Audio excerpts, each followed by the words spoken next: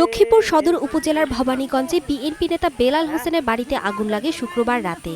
পুড়ে মারা গেছে বেলাল হোসেনের 7 বছরের মেয়ে আয়েশা। গুরুতর অবস্থায় হাসপাতালে আরও 2 মেয়ে বিথি আর স্মৃতি। মর্মান্তিক এই ঘটনার 36 ঘন্টা পেরিয়ে গেলেও হয়নি মামলা।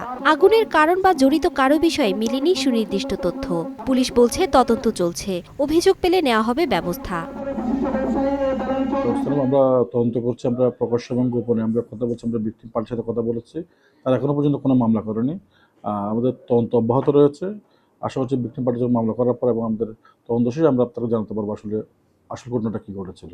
আগুনের পর আলোচনায় আসে ঘরে তালা দিয়ে আগুন দেওয়া এবং বিস্ফোরক ব্যবহারের অভিযোগ। তবে সেসবের কোনো সুনির্দিষ্ট তথ্য আসেনি। এই নিয়ে পাল্টা প্রশ্ন তুলেছেন বেলাল হোসেন। দুর্বৃত্তরা যদি নাই করে থাকে তাহলে আমার 2 দরজায় তালা মারবে কেন? 2 দরজায় তালা মারানোর কারণে তো আজকে আমার মেয়ে হারাইছে এবং আরেকটা মেয়ে একদম আশঙ্কামুক্ত নয়। তো প্রশাসনিকভাবে ওনাদেরকে অনুরোধ করব, ওনারা যেন ভালোভাবে তদন্ত করে, সুস্থ তদন্ত করে দোষীদেরকে আইনের আওতায় এনে সুবিচার করে। 7 বছরের শিশু আয়েশার মর্মান্তিক মৃত্যু কাঁদিয়েছে সারা দেশকে। ব্যথিত স্থানীয়রাও চাচ্ছেন দোষীদের উপযুক্ত বিচার।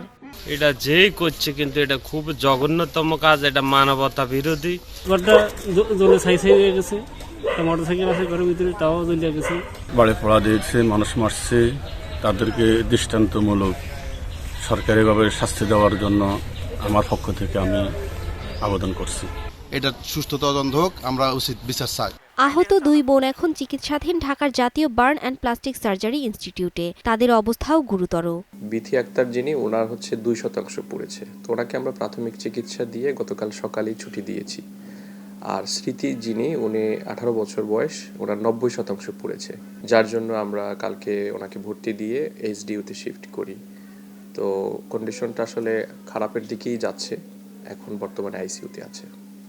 3 বোনের মধ্যে সবার বড় স্মৃতি। চলতি মাসের 5 তারিখেই বিয়ে হয়েছিল তার। মেহেদির রং শুকানোর আগেই ঝলসে গেছে আগুনে। Desk report, star news.